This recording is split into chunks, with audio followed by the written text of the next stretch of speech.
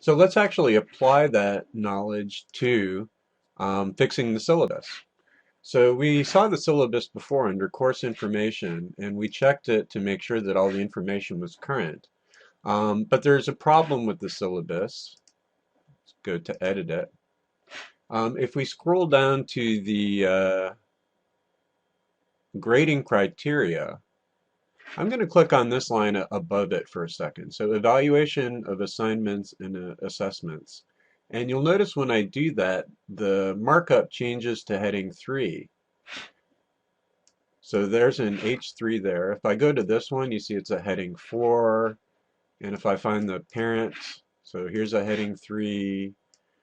And all the way at the top here, I'm going to have the section, heading 2, and the title, heading 1.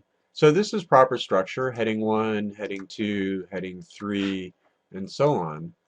But when I get to the grading criteria section and click here, this isn't a heading at all. This is just a paragraph of text. And so if a blind student is viewing this document section by section with a screen reader, the screen reader is just going to skip right past this section. So the first thing we want to do is make this guy be under this guy. So if this is a heading 3, we want this to be a heading 4.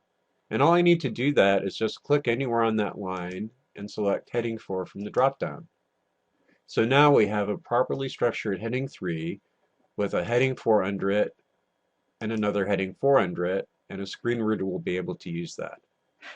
Now the other problem here is that this is just paragraph. It's just a paragraph text. If I wanted to format it as a list, I could do that by selecting all this content and actually let me select this content and go to either unordered list or ordered list. So let's make it an unordered list. And now a screen reader is going to be able to read this one item at a time. Before it was just a blob of text, and so there was no way to move from this one to this one to this one. Now the screen reader can actually read this as a list of items. But a list of items isn't actually the best presentation for this material because the information in it is structured. It's got a header at the top, and it's got a bunch of different categories, so discussions, assignments, quizzes, professional competence. And then for each category, it has a number of points associated with it, and a total at the bottom. So in fact, probably the best way of presenting this information is as a table. So let's look at doing that. I'm going to use the table tool to create an accessible table. And the way I do that is a little complicated, to be frank. In desire to learn, the HTML editing tools take a little getting used to, but there are some tutorials online, and if you practice with it, you'll actually find it's not so difficult. So I'm just going to start by inserting a table here, and I have to say how many rows and columns I want. So let's look at this. So I'm going to restructure this a little bit, but I'm going to do it in a couple of steps. The first thing I'm going to do is I'm going to have a header row at the top, so that's one row. 2, 3, 4, 5, 6. I'm just going to basically do what's there. So we have 6 rows. And then for columns, I'm just going to go ahead and keep this as basically 2 columns to start with. And so we have one for this and one for that, so 2 columns. And I'm just going to go ahead and insert that. And now I'm just going to copy some data into it. So we have activities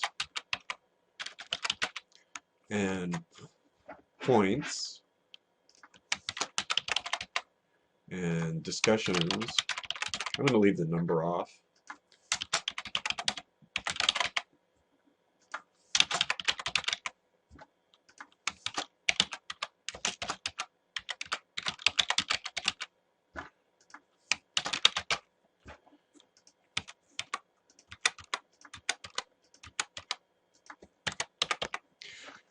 So now this is correctly structured as a table, but I haven't used header rows here. So what I'm going to do is I want to change these guys to headers. Let me select this whole thing here.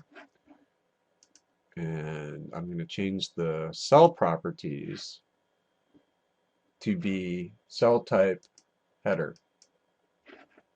update. So now this is header style, and I can tell because it's a bigger font and it's on a different background. And now I could stop here, or I could actually make these be header as well. So I'm going to go ahead and select those and edit the cell properties again and change the cell type to header and update. So now this is a properly formatted table because it has headers and it has data. And it looks just like this one here, so you can use this as a model when you're fixing it.